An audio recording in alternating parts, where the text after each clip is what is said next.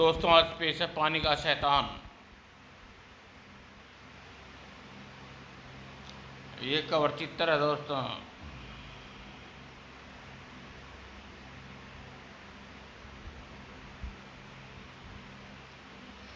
कहते हैं वक्त के साथ साथ प्रगति भी अपना रूप बदलती है।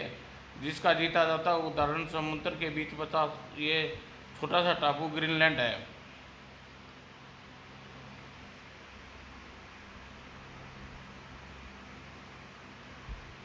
कभी प्रकृति हरी भरी संपदा से भरपूर यह टापू बहुत ही प्रकृति प्रचलित भी, जिसका ये उदाहरण काफ़ी है कि कभी यहाँ हजारों आदमी दूर दूर से चलकर यहाँ पिकनिक मनाने आते थे, परंतु आज ये टापू वीरान हो चुका है। लेकिन फिर भी इस टापू पर मत वाले इस दुनिया में अभी भी मौजूद हैं।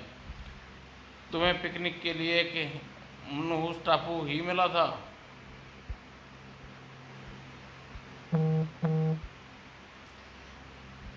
अरे यार, शहर की भरी जिंदगी में तंग आ चुके हैं हम तो।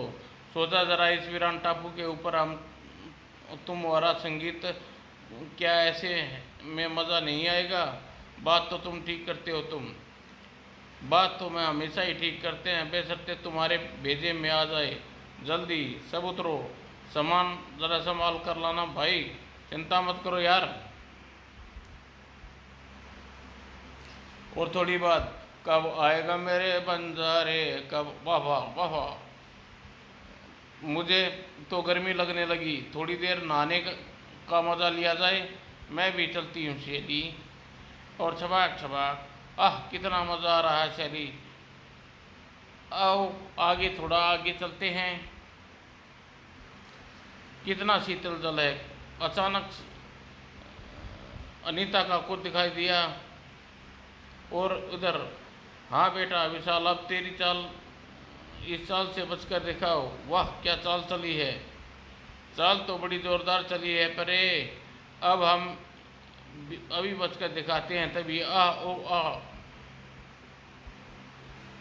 ये तो शैली और अनीता की चीखी की आवाज़ है। क्या हुआ उन्हें, आओ देखते हैं। मगर तीनों घटनास्थल पर पहुंचे, जैसे उन्हें लकवा मार गया, जड़ हो गए वे तीनों। बचाओ बचाओ। ओह शैली और जलकुंभियों बुरी तरह जकड़ लिया है। मैं शैली को बचाने पानी में कूद रहा हूँ। बेवकूफ़ मत बनो, अगर तुम भी गए तो तुम में भी जलकुंभियाँ तुम्हारे भी जकड़ लेंगी। तीनों की आंखें फाड़े इधर उधर देख रहे थे। इधर शैली धीरे धीरे मौत की तरफ बढ़ रहे थे। ओ गॉड, शैली मर गई। उफ। तौफीक, संजय, विशाल, मुझे बचाओ, इन हत्यारी जलकुंभियों से बचाओ। ओह अनीता किनारे पर आ चुकी है, उसे तो बचाना ही होगा। और तुरंत ही संजय ने मोटर बोट की रस्सी निकाल कर अनीता की तरफ उछाल दी। अनीता इसे पकड़ो, खींचो। जलकुंभियों ने अनीता के शरीर में ऐसे ऐसे जकड़े रखा जैसे कोई हाथियों के पकड़ रखा हुआ। और जोर से और जोर से, और तीनों अधिक जोर लगाया। आह। रस्सी के दूसरे सिरे पर निगाह पड़ते ही चीख निकल पड़ी तीनों की अलग से। Oh my God. अनीता और संजय मोटरबोट की तरफ दौड़ लगाई। ये सचमुच भूतवा टापू है, यहाँ एक पल भी नहीं रखूँगा। घर ठहरो दोस्तों, मैं भी आता हूँ। और दूसरे क्षण आंधी तूफान की भांति समुद्र का सीना चीरते हुए आगे बढ़ी। उप, अगर ऐसा कारनामा मैं अपनी आंखों से देख लेता तो 7 जन्म भी विश्वास न कर पाता।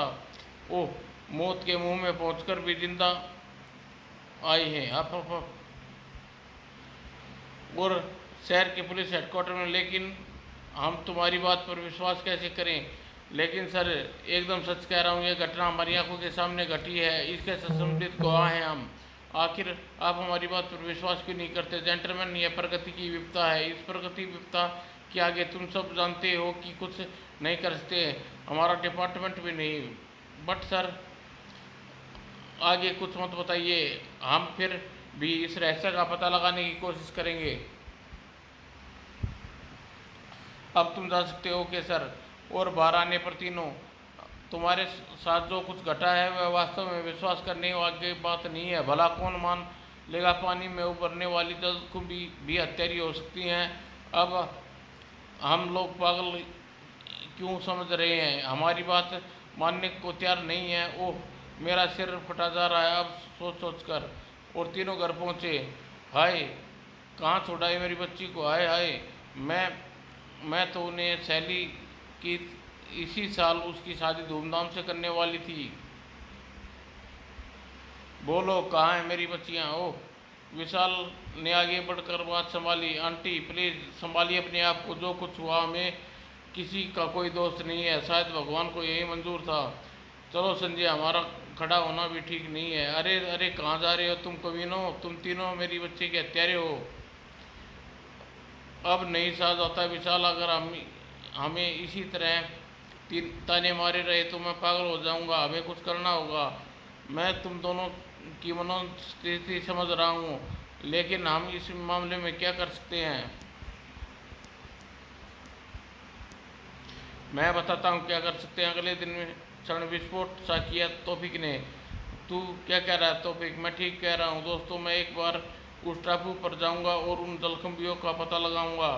तुम मौत के मुंह में जाने की बात कर रहे हो तौफीक? मैं और मौत के मुंह में जाने की बात कर रहा हूँ, क्योंकि लानत भरी जिंदगी जीने से अच्छा है कि उन जलकुंभियों का रहस्य जानते हुए मौत को गले लगा लूँ। लेकिन अगर मैं ऐसा करने में सफल हो गया तो ठीक है, वरना जलकुंभियों की भेंट चढ़ जाऊंगा जिससे शैली और अनिता चढ़ गई। अब मुझे रोकना व्यर्थ है दोस्तों, मैं अटल और फैसला कर लिया है। हम भी चल लेंगे तुम? हाँ, हम तीनों दोस्त साथ जाएंगे और साथ ही मरेंगे। जो इल्ज़ाम तुम पर लग रहा है वह इल्ज़ाम हम पर भी लग चुका है, और इस इल्ज़ाम को या तो हम अपने ऊपर से धो देंगे या फिर अपने आप को ख़त्म कर लेंगे। तो फिर आज ही चलना होगा, मगर आज रात जाने से पहले बहुत सी तैयारी करनी होगी। ओके, तुम सामान की लिस्ट बनाओ, मैं बाजार चलते हैं। और उसी रात गुर्र।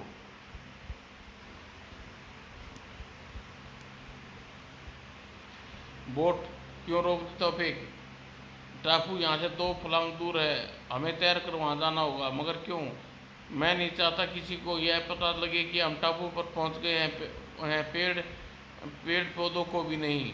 तुम ठीक कहते हो, सुरक्षा के लिए यह कदम उठाना आवश्यक है। और अपना सामान उठाओ, और हम पानी में कूदने जा रहे हैं। हमारे टॉप भी हमारी सफलता का राज बन सकते हैं, इसलिए इन्हें भी लगाना मत ना भूलना। और फिर हेलमेट के बटन चालू कर लो। और फिर मोटर बोट को यहाँ कहीं चली जाएगी। नहीं, मैंने लंगर अच्छी तरह चेक कर लिया है। और तीनों धीरे धीरे टापू पर तैरने लगे। टापू के नज़दीक आ चुके हैं, सावधान। तीनों सुरक्षित टापू पर पहुंचे। ये जलकुंभियाँ इधर इधर थी। अरे, अब कहाँ गई? हत्यारी जलकुंभियाँ गायब हैं, यह कैसे हो सकता है? कल तो मैंने इन्हें यहाँ देखा था। ओह, कहाँ चली गई? यह तो चमत्कार हो गया। चमत्कार नहीं, यहाँ कोई रहस्य है और हमें इसका पता लगाना होगा। हाँ, फिर तो उतरो, हमें पानी में उतरना होगा। अपनी उसी तैयारी के साथ उतरो और फिर सावधानी से चलना दोस्तों।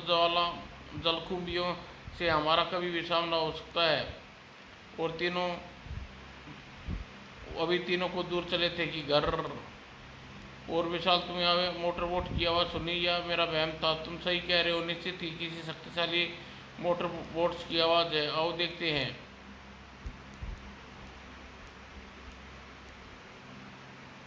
और पर भर में उन्हें आसपास का सारा छात्र छान मारा, लेकिन कुछ नहीं। कमाल हो गया, हम तीनों को एक साथ ऐसा भ्रम कैसे हो सकता है? अगर कोई मोटर बोट यहाँ आई थी तो इतनी जल्दी कैसे गायब हो गई? कहीं ऐसा तो नहीं है शोर मोटर बोट का ना होकर हमारे पनडुब्बी के ईंधन का था? पनडुब्बी? हाँ, वह पनडुब्बी भी की ही वह आवाज़ पनडुब्बी की हो सकती है। हाँ, लेकिन पनडुब्बी यहाँ क्या करने आएगी और अचानक कैसे गायब हो गई? विशाल का विचार परखने योग्य है। हमें समुद्र का निचला हिस्सा चेक करना होगा। और जल्दी ही अपने अपने थैलों से मिनी ऑक्सीजन मास्क निकाले और हम पानी के नीचे गोता लगाने जा रहे हैं। गोता लगाने से पहले अपने हेलमेट अच्छी तरह लगे, चक्कर को घुमाना मत भूलना। ओके। और थोड़ी दूर जाने पर समुद्री सतह में, लेकिन तभी अलग फाड़ कर चीखा विशाल, बचो खर। और तीनों हत्यारी गजल कुंभियों के चक्रियों में बुरी तरह फंस गए। ऐसे में अगर किसी ने अपना संयम नहीं खोया तो वह था विशाल। वार करने के साथ ही पूरी शक्ति से चीखा, बेवकूफ़ो, अपनी अपनी तलवारें निकालो और वार करो, वरना मारे जाओगे। तौफीक और संजय जैसे नींद से जागे। खचाक खचाक। आह, बचो, सांस मत लो और सामने देखो। अब चिंता मत करो विशाल भाई, बाकी का काम हमारे हेलमेट पर लगे पंखे करेंगे। और तीनों अपने सिरों को आगे करके तैरने लगे। और फिर खचाक खचाक खचाक खचाक। तभी अचानक आह, खचाक आह। तीनों बेहोश हो चुके थे और थोड़ी देर बाद कई हाथों ने उठा लिया। और विशाल अचानक झटके से खड़ा हुआ। ओह, हम जिंदा हैं। तुम एकदम एकदम जिंदा हो प्यारे। जानते हो इस समय तुम कहाँ हो? समुद्री की गहराई में तैरती पनडुब्बी में। पनडुब्बी में। दिमाग में ज़्यादा जोर न डालने की कोशिश मत करो। यह पनडुब्बी थी जिसकी आवाज़ तुम्हें और साथियों को पहले सुनी थी। लेकिन तुम यहाँ पनडुब्बी में क्या काम? दरअसल हम ये इजरायली जासूस हैं, तुम्हारे देश में घुसपैठ करने, आतंकवाद की अराजकता की आग फैलाना चाहते हैं। क्योंकि हमारा यह काम लंबे अरसे से चलता आ रहा है, इसलिए तुम्हारे देश में हम कहीं भी अड्डा बनाने की आवश्यकता थी। ग्रीनलैंड की ज़्यादा गुप्त जगह और कहाँ मिल सकती है? इस फैसले के तहत हमने अपने वैज्ञानिक की मदद से हरे भरे टापू को वीरान करने का प्लान बना लिया। और हमारे द्वारा उत्पन्न समुद्री तूफान इस टापू को घेर लिया और हमारी कोशिशों से एक हरा भरा टापू वीरान हो गया। हमारा उद्देश्य सफल हो गया। जिस टापू पर लोग रोज हजारों की संख्या में पिकनिक बनाने आते थे, अब उधर कोई जागता भी नहीं। अपने अड्डा बना लिया और हमारा सारा काम सुचारू रूप से चलने लगा। लेकिन उस दिन भारी गड़बड़ हो गई। जब तुम तीनों उन लड़कियों के साथ अचानक इधर आ निकले, तब बात गड़बड़ हो गई। एक मोटर बोट इधर आ रही है, उस पर 2 लड़कियां और 3 लड़के सवार हैं। ओह, दूरबीन मुझे दिखाओ। गड़बड़ होने जा रही है, तो तुरंत ही सब पनडुब्बी में सवार हो जाओ। और हम पनडुब्बी में बैठ गए और तुम्हारे आने से पहले ही पनडुब्बी के अंदर। राका, तुम अपने साथियों के साथ जाओ और ख़त्म कर दो सबको। Okay boss. तभी डॉक्टर खैर बोल उठे, ठहरिए बॉस, इन्हें ऐसे मारना ठीक नहीं होगा क्योंकि पुलिस की इनकी खोज यहाँ तक आएगी। लेकिन इन्हें हमारे अड्डे के बारे में संदेह हो जाएगा।